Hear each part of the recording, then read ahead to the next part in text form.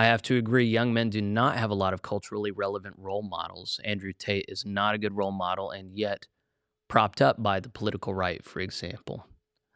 Well, there's an inherent rebelliousness on the part of young men, where as soon as they feel heat around somebody, they're drawn to it because they're cold and you want to go get warmed up by someone's heat. So I think one of the things that I'm saying that not many people say is the reaction to those who are wrong, violently wrong, problematically wrong, uh, should not be incendiary, should not be taking offense or vitriolic. It should be bored. It should be unimpressed.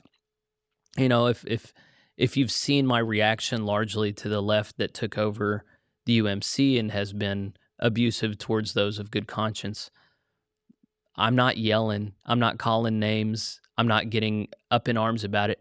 I find it boring and sad. I find it trite and silly, not worth taking seriously. The only reason I report on it is because people I love and care about it are involved, and I think they need freedom from having to take that seriously. It's overtly ridiculous and clownish. I think you rob somebody of their power when you find them boring and blasé, and that's what Andrew Tate is. You know, it's kind of an icky dude. He says some things that are true, but he's a very confused and depraved person. And you know, but part of it, part of the rebuke also is there were not enough bold, relevant voices, and this is something that Kevin and I talked about in the modernist fundamentalist controversy in the early 20th century.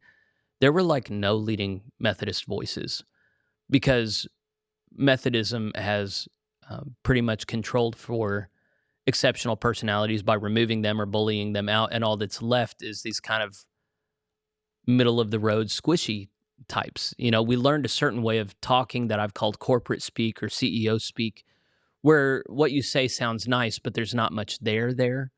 And you know, when you hear Andrew Tate talk, I mean, he says flatly what he means. And I do think there's a way to do that as Christians. I'm trying to model that. I'm trying to practice that. I'm sure I'm not perfect at it. There is a way to do that that most pastors are not bold enough or faithful enough to do. And they'll look at someone like me who's trying and say, oh, well, you're just a prophet. The rest of us are, you know, evangelists or pastors. We have to be kinder than that. But it's not a loving thing to soften what is naturally hard. And that's what we're going to transition to here in a minute.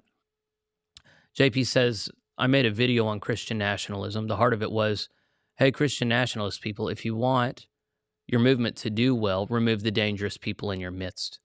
Yeah, well, and that fits with my stuff as well that I've said on Methodism is if you don't have quality control, then you can't design a very compelling movement. And so that's why if you haven't read my Wesleyan Essentials series on Substack, which you can find at jeffreyrickman.substack.com. You should go there, subscribe. Yeah, the Methodism in the very beginning and 100 years into its denominational life in America kicked people out whenever they were disorderly walkers. You have to do quality control if you're going to be a part of a group that is of quality. Andrew Tate and friends influence men because the church has let them. Sort of. You then say, you're spot on, we had no voice, so they went elsewhere to learn what we wouldn't speak on. Well, and it's not even that we don't speak. I mean, it is that, but the reason a lot of people don't speak is they don't even let themselves think certain thoughts. There are certain things. So Methodism became synonymous with what it meant to be a respectable citizen. This is all chronicled in Kevin Watson's history book that I'm promoting. It became synonymous with respectable citizenry in the mid-19th century, and it never recovered. You know, that's not where it started. We were countercultural and socially unacceptable for 100 years. And then Bishop Matthew Simpson and his ilk, with their fine dressing wives and nice houses, they married Methodism to the spirit of the age. And ever since then, you find these mainline leaders that are fundamentally unable to consider certain countercultural ideas. They feel like conspiracy theories to them. I know these people, I love these people, but they cannot think outside of certain confines that are undergirded by presuppositions that everything is basically okay, everyone is basically good. There is no need to be cynical or suspicious. Everything's working out all right. And then the best that they could muster when the UMC went off the rails was get away from them. We're all still Christians. Let's just, you know, get away like Abraham and Lot. You do Christianity your way. We'll wish each other good. And friends, let's not talk about it. Let's just move along. Just keep swimming. Everything's all right.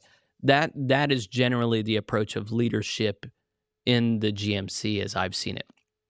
And I think that that's insufficient for the moment, So when there are figures like Andrew Tate that will speak plainly about, a great measure for if somebody, to my mind, is preaching the gospel that we receive from Christ Jesus is how willing they are to say that something is evil. There are a lot of people, or the word sin. Are you willing to name a sin and say, this is a sin? Not this is sinful, this is a sin, or this is evil. Are you willing to speak in flat, two-dimensional, light and dark terms, or is there always going to have to be more nuance than that, more room for texture? This is a dividing line because Christ himself spoke in dualistic, light, dark, good, bad, right, wrong terms frequently. That the extremeness of his speech is routine, not exceptional. And that really is, there does seem to be a theology among a lot of leadership that we are not to be doing ministry the way that Christ did. It was okay for him. He's the Son of God. We're not the Son of God, so we shouldn't look like him. I heard a definition of discipleship many years ago by a person that I was not impressed by at all, but it was a great definition. A disciple is one who bears a strong family resemblance to Jesus.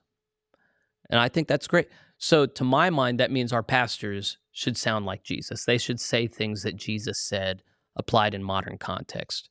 They should be comfortable dealing in the same categories, in the same ways that Jesus did. And so when you find this reluctance on the part of leaders to speak plainly in dualistic terms about the evils of this age, that's when they are suspect in my book.